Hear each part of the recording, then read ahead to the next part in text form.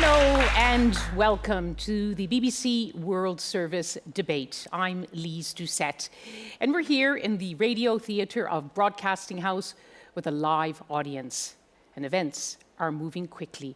We are recording this discussion at 18 hours GMT on Friday, the 13th of June, and it is a moment where tensions are escalating dangerously in the Middle East and beyond. Israel is attacking Iran, and Iran is retaliating. And yet, President Trump promised when he began his second term that he would be a peacemaker, a unifier. Can he stop this growing confrontation? Will he?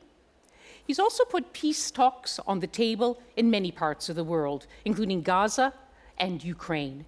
And he's also pushed his allies to do much more in many regions to take responsibility for their own security. But his critics say that his kind of diplomacy and peacemaking is chaotic and reckless. And they say that the world's deal-maker-in-chief still hasn't delivered a deal. So our question in this World Service debate is, has President Trump made the world a safer or a more dangerous place? We have a very distinguished panel with us here in Broadcasting House to discuss this question. Katie McFarland, thank you for joining us from across the ocean, the former Deputy National Security Advisor to President Trump during his first term. Brian Wong, who's also come a very long way, professor and fellow at the Center for Contemporary China and the World at the University of Hong Kong.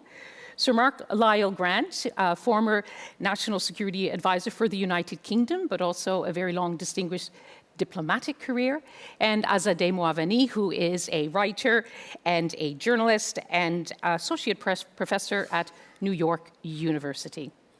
Please join me in welcoming our panel.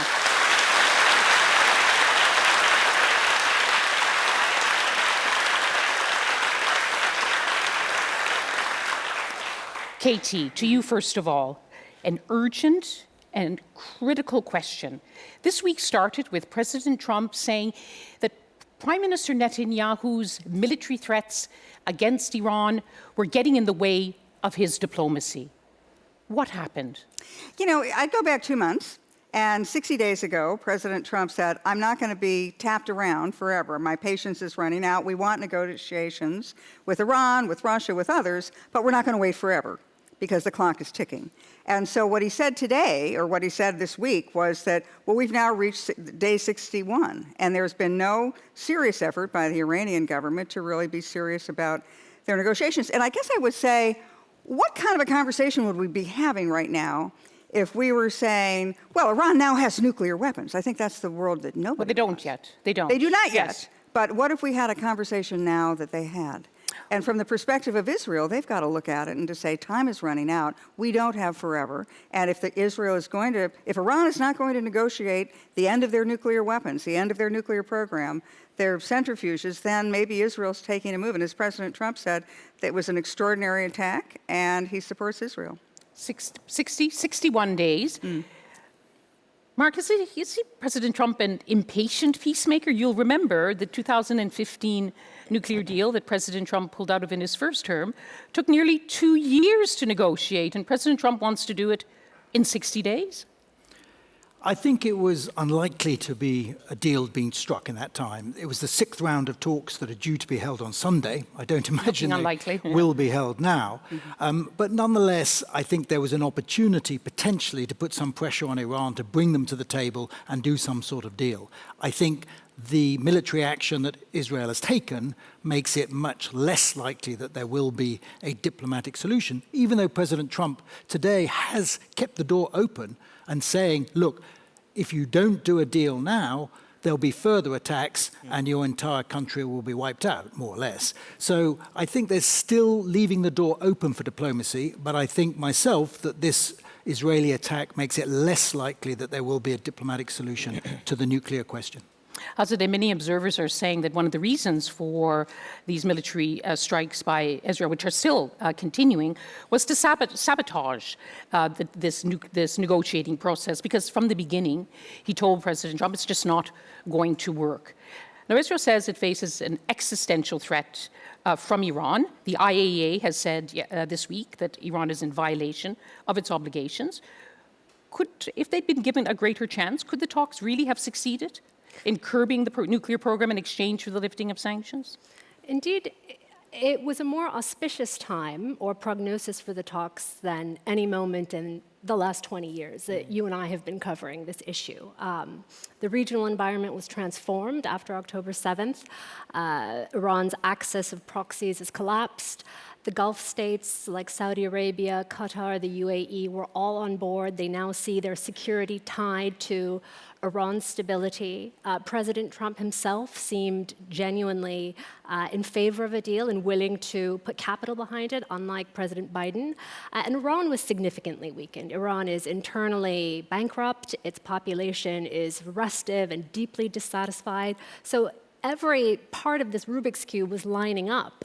At the same time, I think it's entirely unlikely that this would have happened without Washington's green light. So we could think of it as a very risky move in the negotiations that I think will end up maybe never leading us back to the table at all, unfortunately.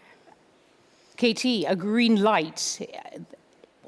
From one American president after another, Prime Minister Netanyahu of Israel has asked for permission, for support in attacking Iran's nuclear facilities. This is the first time that an American president has given the go-ahead.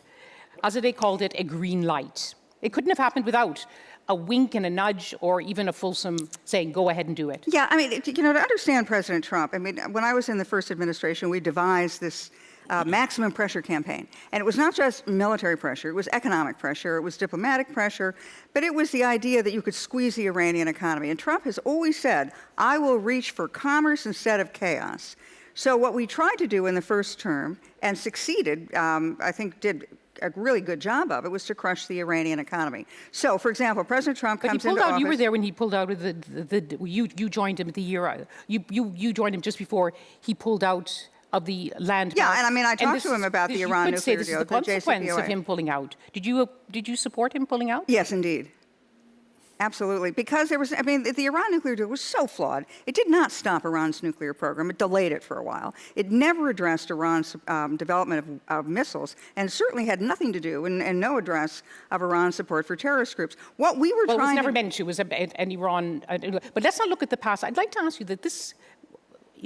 President Trump's approach to Iran in emphasizing his preference to do a deal and to avoid, as he repeatedly said, a bad war. He's always said he wanted the Iranians to succeed. And I think many will be disappointed by this. You know, I mean, when you look at what he's done, in the first term, what he did was by his energy policy. It's an indirect way of saying this is how we pressured Iran. So because of Trump's energy policy... But the negotiations were continuing. They were supposed to... But they were not making any progress. Well, it's only... Well, we've already I mean, you know, we can debate yes. about what happens next.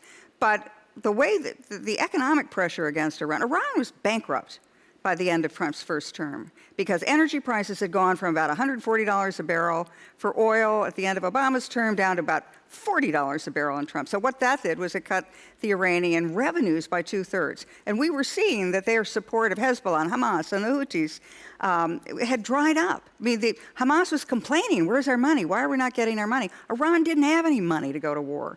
When President Biden came in, he reversed Trump's energy policy, reversed his Iran policy. Okay, let's not get too much in the... Yeah. No, but I mean, all of a sudden, Iran had $100 billion. What did they do? They supported the proxies, and that's how you had the attacks against Israel. Well, we're seeing around the world either nations calling for restraint, others condemnation. All the President Trump's Arab allies in the region are all saying this is a flagrant violation of international law. What's your sense of how the world is feeling when they're watching this? Yeah, thank you very much. I think, just going back to Katie's point, Trump might have chosen commerce, but my worry is that Netanyahu, who does not necessarily represent the Likud party or the Israeli people who deserve to have their right to self-defense recognized, but my fear is that Netanyahu has chosen chaos as a method of prolonging his own political career at the expense of the Israeli people and also the people of the Middle East at large. So when Katie asked the question, what if Iran had nuclear weapons? I had three questions that I hope could articulate what the rest of the world is thinking. And the first is, what if the strikes launched against these facilities did not, in fact, cripple Iran's ability to pursue nuclear weapons, but merely exacerbated their ability and indeed increased the resolve to double down on a no brakes and also no restraint approach to developing nuclear weapons? That's the first question. Secondly, what if these actions that we've seen over the past 48 hours would only result in the sidelining of moderates, including those who are led and helmed by Masoud Pezeshkian, the president of Iran, currently in an incredibly precarious position? What if these voices are sidelined, such that the only voices we'd be dealing with instead in Iran are those who are calling for more escalation, more retaliation, and less peace overall? And the final question I have is, what if these attacks, not just October last year, but also the past 18 months of escalation in the region, have only hardened and emboldened the voices of those in Iran who call for an existential struggle against the West, which is not in the interest of the Iranian people and not in the interest of the region. I'm concerned on behalf of not just the region, but also the world at large. So these are the questions I have, and I have no good answers. Well,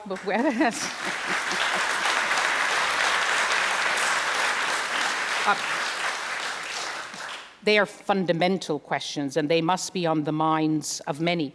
Azadeh, can you begin to answer some? Possibly could this backfire?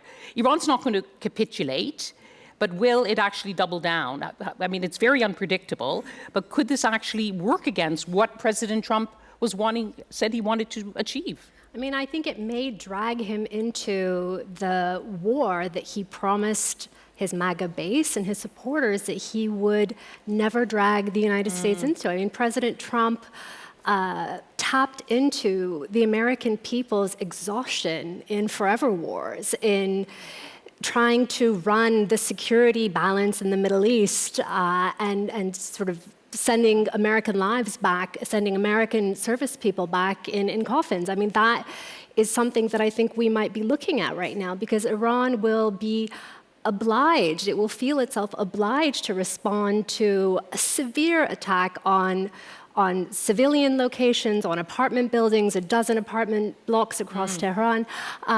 It may be dragged back to the table eventually, but at what cost? And at what cost to the region? Iran will have to decide whether it's in a very difficult position. Will it respond only to Israel, which will be very difficult for it given its reduced capacities, or will it target American facilities in the region? Will it target Saudi Arabia? Will it target the UAE? I think we're looking at the possibility of a long war of attrition and the possibility of President Trump and America being dragged back into the Middle East in a war that will have no immediate end and no immediate stake for America. Which is exactly the opposite of what and I believe he was genuine. He really did want to be known as the peacemaker in the universe.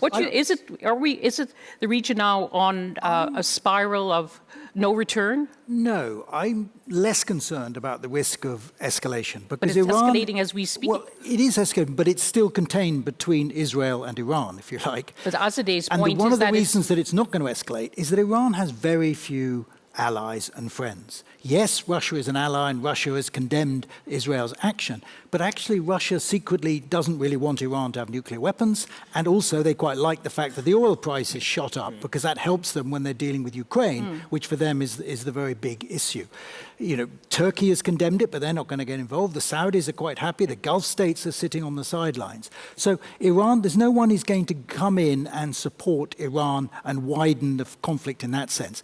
And equally, I don't think America wants to get involved. The Europeans definitely don't want to get involved on behalf of Israel. I think the risk is not escalation sort of vertically, if you like, but it horizontally, because Iran is very weak at the moment. That's one of the reasons that Netanyahu chose this timing. So they may not go directly after Israel, which is a very tough target, and look to the most vulnerable. They'll be looking to attack, Jewish synagogues around the world, consulates, embassies, softer targets. And that's the risk of escalation that I see, rather than we're going to get into a full-scale regional war in the Middle East. But whether or not President Trump is saying we're not involved, Mark Rubio was very quick to say, yes, he was. They told us about this, we're not involved. But if Israel continues on this path, it's going to need American support to protect it when Iran continues to retaliate. And if it really does want to go after those underground bunkers, it needs American military weapons. What do you think, given what you know about President Trump, what will he do next? Will he pull Prime Minister Netanyahu back, or will he let him continue? You know, Israel has never asked for America to intervene. It's always asked for the weapons so Israel could defend itself by itself. And I don't see that any of that has changed. And the United States has always stood with Israel and given Israel the military equipment it needs to defend itself. So if you're somehow thinking this is, oh, well, we should all like placate Iran just because we don't want them to get upset, because... Well, no one is saying that. Well, but that's kind of the, you know, if you cut to the bottom, I mean, Iran is not making any progress. It's been tapping us along. It's been stringing us along. Even the IAEA, the International Energy, whatever it was, Agency, you know, the one that inspects nuclear weapons, has said this week that Iran is breaking, you know, is not living up to its responsibilities. It said also that Iran has now secret nuclear sites that nobody knew about. So if you're looking about expecting the good faith of the mullahs and the ayatollahs to negotiate with Israel about the survival of the state of Israel, while at the same time they're talking about breakout policies, we're going to have nuclear weapons, I think that's a bit naive. Well, I mean, we're not going to get into the past again, but it wasn't perfect. But the 2015 nuclear deal did limit Iran's enrichment, did limit its stockpiles, and did curb it. But oh, come on. It didn't go after the missiles. It didn't do anything about the but it wasn't missiles. meant to. But And it we'll was meant leave, to be a pause, not But a there stop. was a belief that, and it was President Trump's belief. He constantly said, let's do a deal. He's the deal maker. But let's just look now. I'll bring you in here, Azadeh, that it's often said, and President Trump boasts, and he has a point, that only he can bring certain people to the table. And that includes Prime Minister Netanyahu. So there are many who now say the only way to end the war in Gaza is for President Trump to pick up the phone and to speak directly to Prime Minister of Israel. He's repeatedly called for a ceasefire, but he did get one over the line even before he entered the White House on January 20th. Why isn't it happening now? It seems clear that Bibi Netanyahu doesn't want to end the war.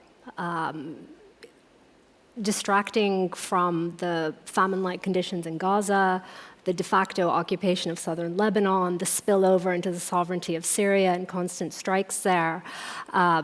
It seems very evident that there are no targets left in Gaza. There's nothing militarily. I think Israeli defense chiefs have said defense that chiefs and officials are saying as much, that this is a war without end. It has no vision, and it is a political calculation for Netanyahu himself. I think if there was an end game, as the defense establishment is asking and demanding to see, then there would be steps towards that. So I think there's no desire whatsoever. And you watch, Mark, Sir Keir Starmer is, they're toughening their language. Other European allies, they want to keep a good relationship with President Trump, but they're frustrated as well. And they have very little influence, let's be honest. Influence with President Trump, or the influence... two people who can influence Netanyahu, one is President Trump, and he's made it very clear that he's not prepared to intervene, that he's quite happy. He's given basically a carte blanche to Netanyahu to do what he wants to do in Gaza. That's 100%. But he still calls for a ceasefire, and he still calls for the end of the suffering of the Palestinians. He does, but he could end that, but he doesn't want to end that, or he's not prepared to use the credit to end that. But the other people who could do it are the Israeli people themselves. Those are the only two influences that will prevent the continuing military operation in Gaza, because it's quite clear that Netanyahu himself sees a unique opportunity to end any prospect of a Palestinian state, any chance of a two-state solution. And that is his aim, and many of his cabinets share that aim, is to absolutely eliminate the possibility of a Palestinian state for the foreseeable future. And but I want to bring you in here on this, yes, because there are many, and I'm including many in our audience, who see this as a seminal moment for the lack of respect for international law, the commitment of war crimes by all sides in this war, and many, whether it's the global south or the majority, they see this as double standards.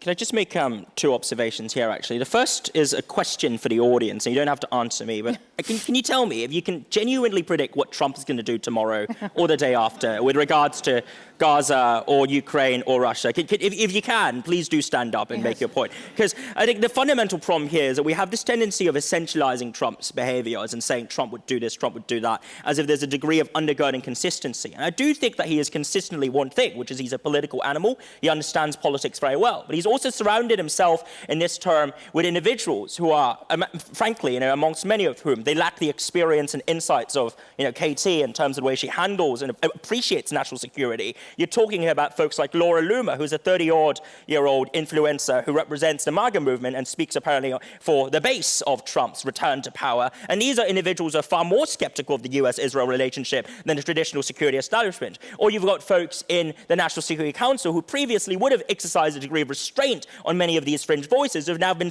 basically binned and gutted because it's seen as contrary to the MAGA movement. And of course, I'm not naming names, but Alex Wong comes to mind as one of these voices, right?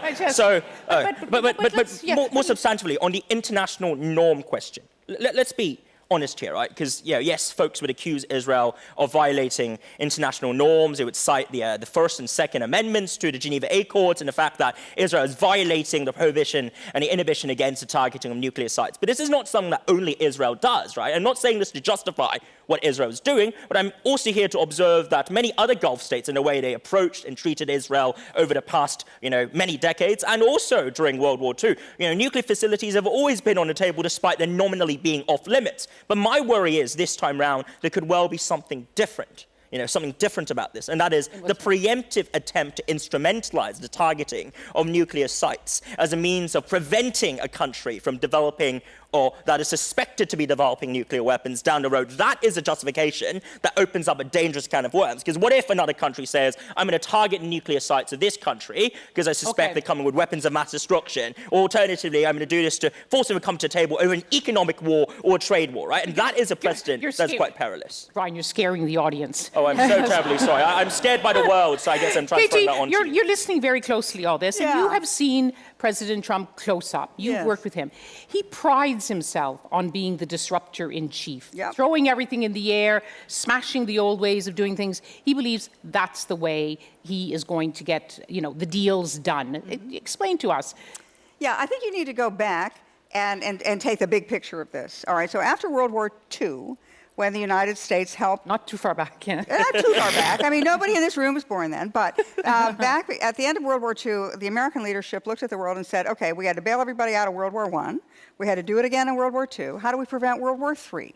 And so they made a conscious decision to underwrite the security and the economy of all the countries that have been devastated by World War II. So we assumed, for example, 75% of the cost of NATO for the common defense. Similarly, with our Asian allies. We also gave, at our expense, great and favorable trade agreements with the European countries, with Japan, with Asia, because we figured it was worth the investment. We would come at our expense, but what we wanted to do was to help those countries get back up on their feet. They would be economic competitors, but we wouldn't go to war. Yes. We have now smashed that because those countries have gotten up on their feet 20 years ago. And the United States... Okay, look, let's just pause there in our history lecture. Mark, the difficulty did America do too much? Freeloading, they say. Well, absolutely. I mean, I think one of the things that Trump did correctly in his first term was to pressure European countries to spend more on defense. And to be fair to other American presidents, this has been a constant theme for the last 20 years at least, that Europeans should step up. And a lot of Europeans have been freeloading. But before we go into, let's just go back in that history, because there is this moment, and President Trump is the disruptor-in-chief. He wants to shatter, as you said, break up that old, the post-war transatlantic relationship between the United States and European partners and Canada. He wants to America not to have to pay the way. But was it really a one-way street all those years? No, in my view, it's not. And my biggest criticism of President Trump in his first term was that he underestimated the benefit to America of American leadership of the rules-based international order. And what has happened now is he said, not only am I not going to champion it, I don't actually really believe in it myself, and I would prefer to have a might is right sort of law of the jungle. But, now, that's fine if you're the biggest beast in the jungle, which America is. gives the impression that, but for the Europeans, that the United States paid all this money with no benefits for the United States. Is that a version of history you accept? No, because America, what it got for that is it wrote the rules. It set out the rules-based order. It's called the Washington Consensus for a reason. And so it promoted the dollar as the reserve currency. It promoted all the institutions that were based in the United economic States. opportunities all those for the United things, States. huge. Yes, it's true. And of course, every American president is right that some countries benefited even more than America, but the whole tide rose and every country benefited. And America benefited just as much as everybody else. See, I guess that's where we would disagree. At America first, I mean, look, we are spending $2 trillion a year more than we have. So we have to figure out, okay, can you do more for your common defense? Can we have a better trade agreement? So what Trump is trying to do is to renegotiate all those trade agreements so that they are reciprocal trade agreements, that we have equal access to each other's markets, that they are fair. People always say, oh, free trade, free trade. Fair trade is what he wants. And he has so far succeeded in at least one extremely important trade deal, which is with the United Kingdom. Okay. And about 8 more on the road. But he's also managed to reduce global growth and the prospects for American growth at the same time because of his unpredictability and tariffs. So this is where I would disagree. This is a moment. Let's pause for a moment. We've now shifted from looking very close focus at what is happening between Iran and Israel, a moment of very risky escalation. We don't know where it's going. We've also looked at Gaza and why President Trump doesn't seem to be able to be the kind of peacemaker that he's promised to be in that region. And now we've moved it more broadly to look at the international order and in particular to focus on Europe. So let's look more closely at this really crucial relationship between not just President Trump and leaders on this side of the Atlantic, but between the United States of America and its NATO allies. As we continue to ask the question, is President Trump making the world a safer or a more dangerous place? Mark, would you say that President Trump did the European countries, including Britain, a favor in basically telling you that you've been freeloading for so long? He's pushed you to take more responsibility for your own defense, and as a consequence, could make the region safer? I don't think President Trump has ever suggested that the UK is freeloading, but it's true that a lot of European countries and Canada have been freeloading, and some still are, undoubtedly. And it's also true that the world has become more dangerous, and we've seen that because of the Russian invasion of Ukraine. We have a war in Europe for the first time since the Second World War, so everyone has to up their game and up their spending on defense. And he's absolutely right to say that. And to be fair, most NATO countries now are. When President Trump was first in office, only 5 of the 30 NATO countries actually met a 2% target. Now it's 23 countries. So there has been a massive increase. Because of what Russia has done, we need to go even further, and there is a NATO summit later this month, which will demand, I think, or call for at least 3.5% to be spent by all NATO members on defense. And I'm sure that is the right way to go. But does Europe feel more exposed, that there are certain things that only the United States can do in terms of some of its advanced military hardware? And as we've been saying, there are, for President Putin, for certain what Europe perceives as threats, they only listen to President Trump, or they pick up the phone at least when President Trump calls. Yeah, but we shouldn't suggest that America is pulling out of European defense, because it's simply not true. They're one of the biggest providers of military hardware to Ukraine and financial support for Ukraine. They're still massively, obviously, contributing to NATO. There's no suggestion that President Trump is reneging on the Article 5 guarantee of NATO, etc. So we shouldn't exaggerate. What he's saying is that, yes, we're doing, but you need to do more because we're now focused a bit more on the Asia-Pacific. We've got a bigger problem with China, and, you've got to look at your own backyard. And I think that's an entirely justified position for President Trump to take. Azadeh, do you see this as moving in a positive direction? I mean, I think asking the Europeans to take a greater share of their own security is a long-running discourse. I mean, President Obama was invoking this during his presidency. I think but that's substantively different than conducting an extremely transactional foreign policy that essentially does erode the pillars of the transatlantic alliance. I think that ushers in, in that sort of he's very blunt about it. What can you do for me? What can you do for America? What can you make do America for me? great again? And those kind of implicit ways that Europe would go along in the past when that alliance or that commitment, the values, I think, is a part of it, international law is a part of it.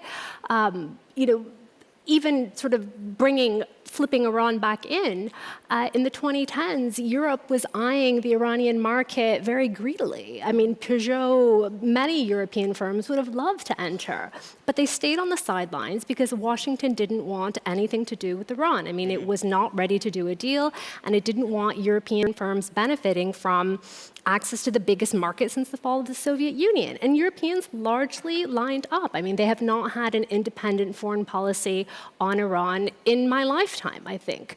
Now that will be different. Now everyone is transactional. Why wouldn't the UK play spoiler? Maybe a month ago it looked like that's what was happening, because now the UK says, okay, well, Washington is transactional, we can be transactional too. You want us to not do snapback at the United Nations on Iran? Well, we want this on Gaza. We want this on Ukraine. So I think it's a wider, deeper shift than pushing harder on trade, pushing harder on what do you give me, what do I get back from you? Do you see some virtue in this transactional approach? Well, I certainly think transactionalism is part and parcel of international politics. And I think one thing I will credit Trump for, President Trump, is that he's quite honest about it. He's blatantly honest about it. But at the same time, what I will say is the greatest exports of the American system, there are two. The first is the American dollar. And this, in turn, undergirds the huge trade imbalances that Trump takes issue with all other countries, right? He says, all these other countries, they're ripping us off. They're doing a very bad job at that, very bad job.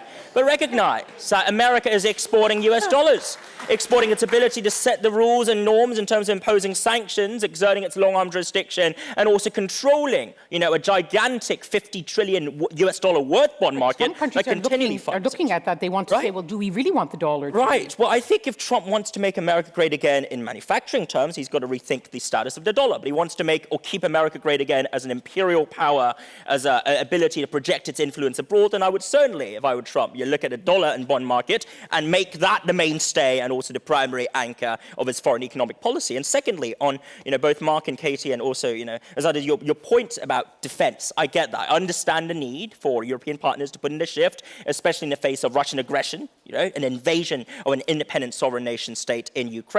But at the same time, recognize who's benefited the most from this asymmetry between the US and its partners. It is the military-industrial complex of America that has rendered many other European economies captive and beholden to them. And in fact, as someone who advises investors, I would tell them, the most bullish I've been about something over the past 9 months is defense stocks in Europe. Because frankly, thanks to the breakup speech from Vance at the Munich Security Conference, European security and defense companies are getting a real boon. They now say, right, look, there's a demand, there's a need for us. We can't count on American arms. You've got to invest in us, in France, in Germany, and elsewhere. And that is why, fundamentally, I'd say we have to look past the headlines of saying America's been ripped off and recognize America has benefited too enormously from the exorbitant privilege over the past many decades. I don't even know where to start.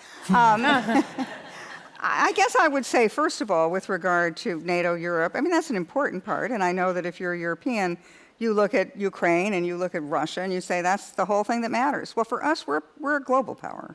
And we're a Pacific power as well. And we look at the threat from China, and particularly the threat of China and Russia combined, as an existential threat to the United States. So the combination of Chinese technology, Chinese money, Russian national resources, Russian weapons aimed at the United States is one that we would have a very difficult time of dealing with without our allied partners. So when President Trump comes in and he says, I want to change things, what he's trying to do as well, and when he talks about, I want to do a deal with Putin, he's trying to drive a wedge between China and Russia. The same way my original boss, Henry Kissinger, drove wedge between the Soviet Union and China. So that's one of Trump's objectives, is to do that. But hold that thought. Yeah. Is he doing that, or is he bringing them closer together? Well, I think one of the biggest mistakes of American foreign policy over the past 3 decades is that they have inadvertently, pushed together this coalition of non-like-minded, non-aligned individuals that nevertheless happen to share common interests of grievances. So and that is something that's The anti-American grievances. China, Iran, and Russia. But I would add one caveat to what Zbigniew Brzezinski said, which is that China doesn't want to be wholly captured by and beholden to these other powers. And that's why China is very keen on engaging with Europe on trade, engaging with America on trade and economic partnerships and investments, and doing more with the global south beyond this axis of grievance. I don't think China will want to be defined by Russia or Iran. And yet, with that said, when you look at the fact that China and Russia share an extremely long border, shared energy interests, common interests in accessing the Arctic, and the very fact that historically the relationships between the two bureaucracies have not been great, well, there's every reason then that Beijing would want to keep, the Kremlin on side in relation to its global vision, but not as the sole definitive pillar of Chinese foreign policy, because China, unlike Russia, is not an economy dependent upon war, upon aggression, and upon having a military-industrial complex that literally rips off its own people. That is not China today. Well, I think some people may differ you, but that's not the subject of this debate. But there is the issue, too, about how much China is actually helping Russia and not always admitting it in the war in Ukraine. Your second point, Katie. You said your first point was about Russia and China, and I stopped you to get a response. I mean, I guess that America First foreign policy is that we are going to look at calculate what we feel is in our best interest, and we are going to conduct our foreign policy accordingly. But if you look at really what's the difference between Trump 2.0 and Trump 1.0, there are two amazing major things that have happened. Number one, the United States is the only global market that matters. Every country needs to sell their goods in the United States. They have no alternative. Europe has no economic or flat economic growth. China's never really recovered from COVID. So if you have a product, you need to sell it in the American market. So that gives the United States enormous economic and trade leverage, which we've had, but we've never used. He's using it, and that's America First. The second thing that's made a big difference, and I think everybody's kind of skirted around the topic, is energy. The United States now has enough oil and natural gas to power the entire world for hundreds of years, cheaper, safer, better, faster than anybody else. So what does that do? That's great for our economy, terrific for our manufacturing. It happens to bankrupt the bad guys, right? Because Iran and Russia both need oil at a much higher price because it pays for all their entire governments as well as their malign activities. So Trump is going to use those two things, those two realities, to redefine the relationship that the United States has with other countries. It's not that we don't want relationships, we want to redefine those relationships. Mark, you've got different views from European leaders. Some of them say we have to separate ourselves from the United States. America's going its own way. Let's look inwardly. There are others, including Sir Keir Starmer, who says, no, it's got to be rooted in a strong relationship with the United States, even though we're going to do more of it ourselves. How do you see that? Where do you see this dynamic? Well, America is our most important ally, certainly on defense and security and intelligence, etc., but also in pure trading terms. But of course, the European Union as a whole has a bigger economy than the United States, and we're bigger traders than them. So we have to balance it. Brexit means that we cannot afford not to have a good relationship with our European neighbors, where most of our trade goes. America is not going to be displaced as our number one ally in security and defense, but we also need to look at China and some of the fast-growing countries in the Far East. Can Britain afford not to have some form of economic relationship with the second largest economy in the world? Frankly, after Brexit, it can't. So there has to be that sort of engagement, as well as, of course, the protection and the security concerns one has about China. But nonetheless, Britain, as an open, trading, democratic nation in a fractured environment that's beginning to fall apart, has even more need to deal with every country in the world, certainly all the most important ones. So President Trump is shaking things up. You bet. He prides himself on shaking things up. One aspect I want to look at of this relationship, he's very clear that he sees Ukraine as Europe's war. And yet he also says that he believes, and there's some truth in it, that he's the only one who can bring President Putin to the table and the only one who can do a deal. he hasn't yet. And Azadeh, I know you look at peacemaking closely. He seems reluctant to put the kind of pressure on President Putin that many mediators would say is the only way he's going to make progress that he wants. He wants to do that deal. He wants the war to stop. I mean, the sort of pressure, and Sir Mark would know, because he would have looked at these things closely. I mean, what kind of pressure can you put on President Putin to get him to end a war that he's not ready to end yet, or on the terms that he wants to end it? I mean, the sanctions against Russia so far seem to not really be damaging that economy. And is that an economy that's even vulnerable to those types of sanctions? I mean, what could President Trump actually do to have leverage against Vladimir Putin? Secondary sanctions. Very easy. So in other words, the United States doesn't trade with Russia, nothing to be done there. But what Russia does is But he's looking at it now, though. Well, but what Russia does is it sells its oil and natural gas abroad. Now, countries are saying, no, we're not really buying from Russia. Yes, they are. They're called ghost ships. And the ships they leave the Russian ports with Russian lettering on the side. They get painted over. They're ghost ships. And then they're going to other countries like Netherlands, which can then come back to the United Kingdom. They go back to the European countries. So what the United States could do, and there is a move in the part of our U.S. Congress, to say, we are going to go to those countries and have secondary sanctions. So we would say to that country, look, do you want to continue to buy Russian oil and natural gas? Fine, but you're not going to do business with the United States. But do you think, so there is a lot of economic pressure we could bring to bear. But they're not. Iran-style sanctions. And Katie, do you think actually that the opposite is happening, that President Trump, in not putting pressure, is emboldening President Putin? Because now this week and last week, Russia fired the largest number of missiles and drones since the full-scale invasion of February 2023. He's not getting his ceasefire, and it's getting worse. You know, as President Trump said like a week or so ago, I don't know what happened to Vladimir Putin. Does he want to just keep fighting? I think that Ukraine was the problem for the United States 2 or 3 months ago, and that big blow-up in the Oval Office with President Zelensky and President Trump. Subsequently, the United States and Ukraine have signed a rare earth minerals deal. Now, one of the reasons we're negotiating with China right now is because we need access to rare earth minerals. They're essential for modern communications, for our defense. We don't have any. China controls the world market. So one of the reasons the United States is interested in Ukraine is they do have rare earth minerals. So does Greenland, for example. So the United States has now committed itself to a long-term relationship with Ukraine to develop those rare earth minerals. That's about the best security guarantee Ukraine could have. The question now is, what's Russia going to do? Is President Trump going, he could do many things. He could just say, Russia, I'm going to do these secondary sanctions. I'm going to force you to the table.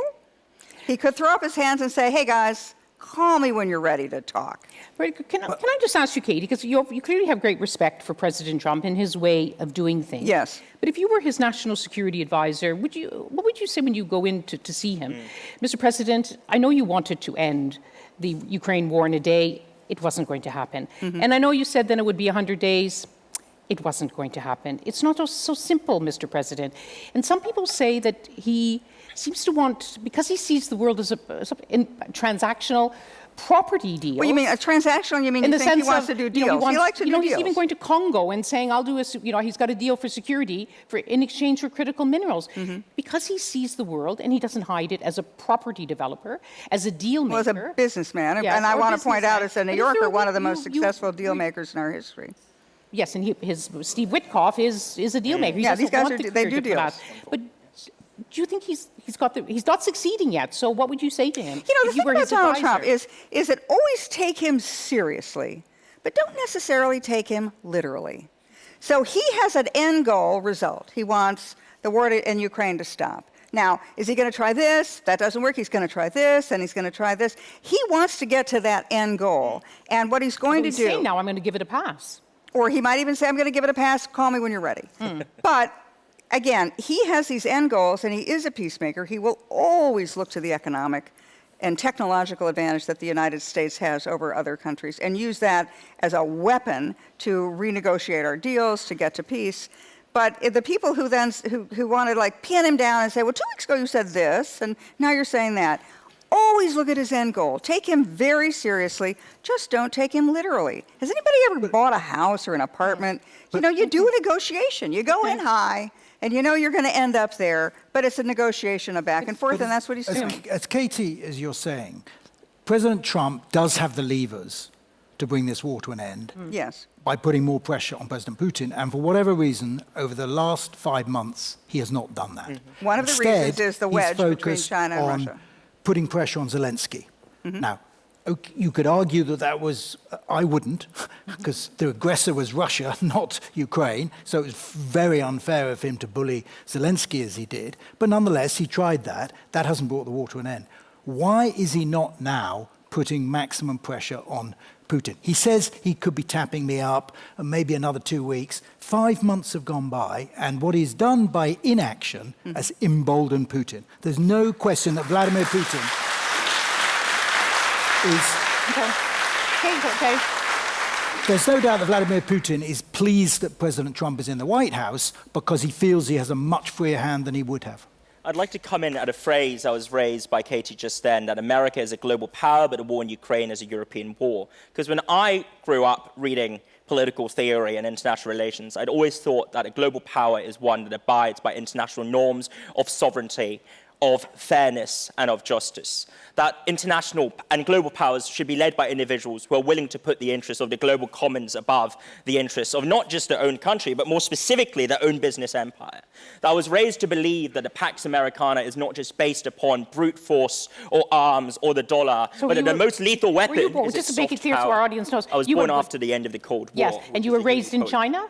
I was raised in Hong Kong, China, absolutely, okay. yes. And I was educated here, and I feel blessed to have been educated in Britain, which is a wonderful country that should have its soft power and cultural power recognized and respected. But ultimately, soft power, a phrase that Professor Joseph Nye, the late Professor Nye, talked about as a cornerstone of American foreign policy, enigma and appeal, that has been systemically challenged and throttled over the past 100 days, so to speak, whether it be the demands that, Syria should potentially, Qatar should deliver a plane to enrich the personal library of Trump, or a demand that if X country builds a Trump Tower, then it would make, the lifting of sanctions all the more easy. I'm not suggesting this is what sealed the deal with HTS in Syria. I am suggesting that this is at least a contributing factor.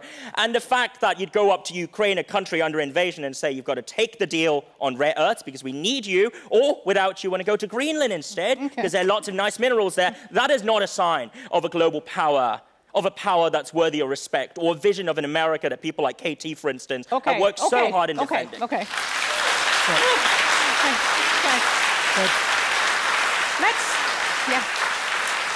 can see why you're a very popular professor. You're awfully good at this. Thank you. Educated in Britain.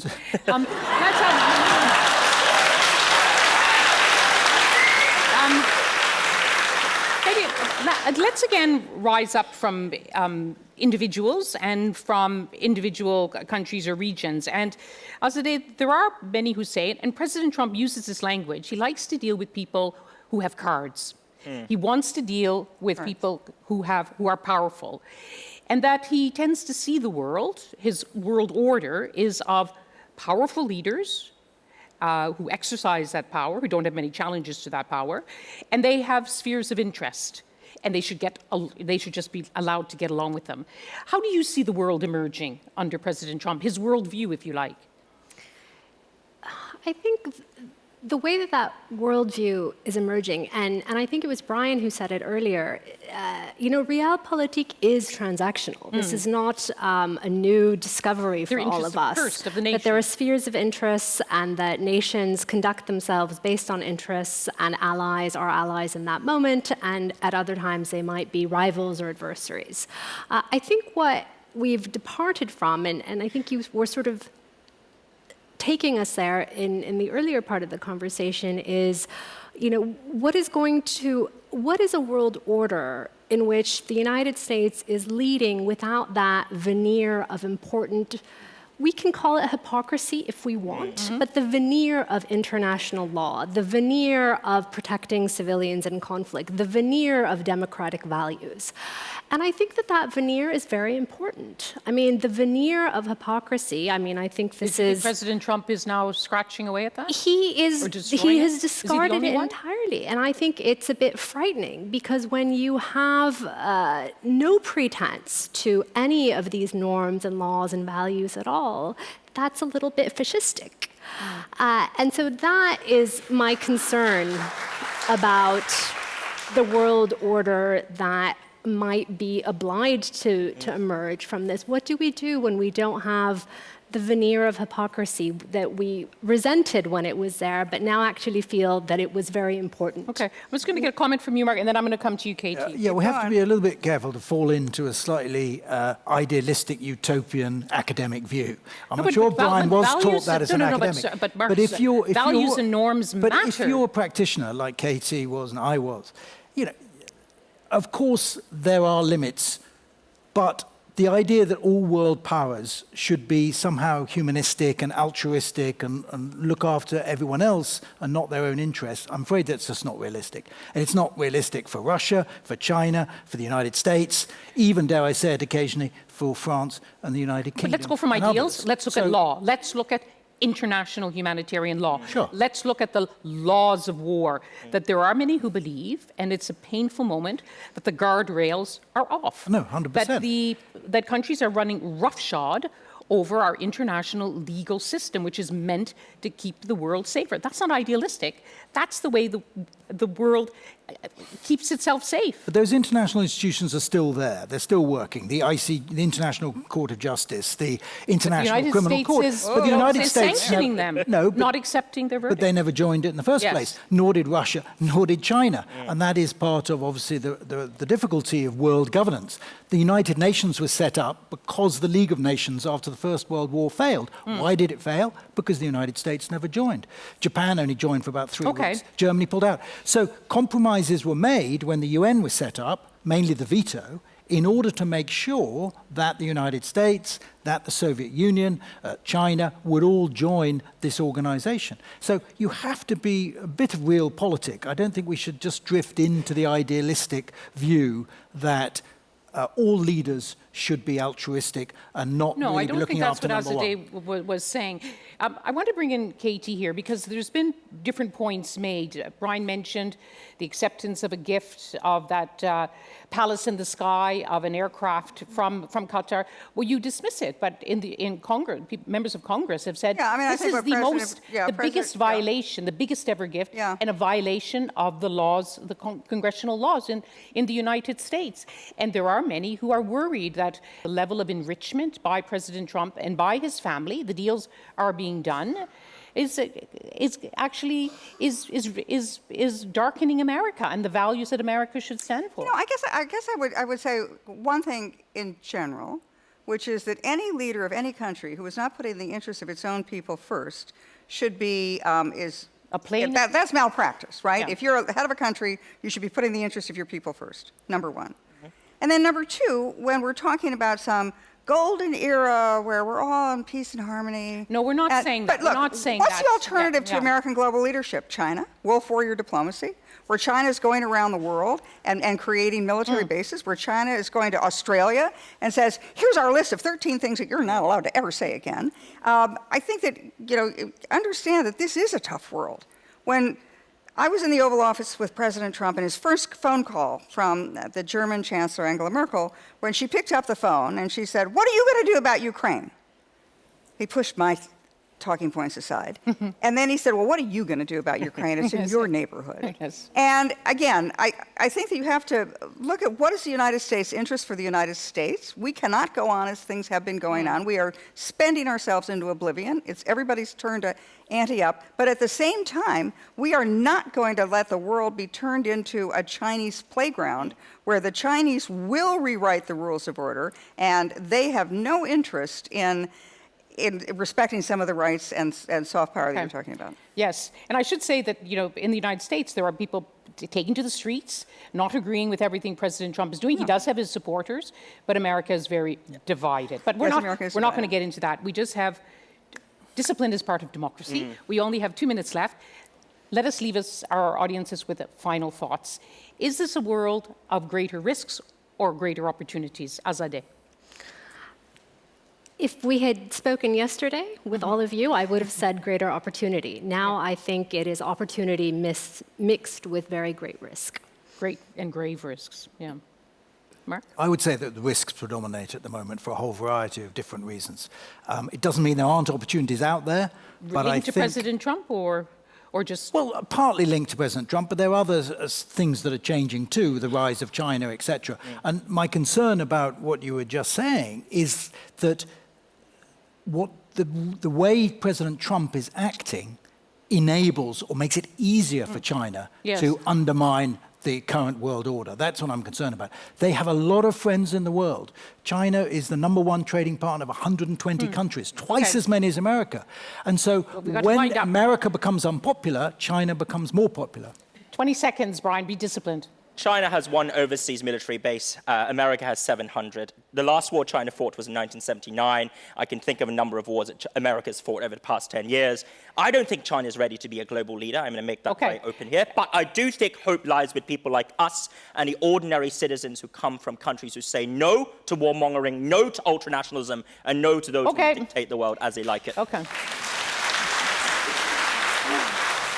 And Katie, just it'll be a very yes or no, greater risks or greater opportunities in this moment? Extraordinary opportunities. The United States is going to lead. It's going to be our golden age, economically, technologically, and in every other way, and the world is going to be a better place for it. There you have it, our debate on is President Trump making the world a safer or a more dangerous place? I think that all of us would want the world to be a more peaceful place. But thank you for joining us. Thank you for watching. And make sure you like and subscribe to our YouTube channel so you don't miss a thing.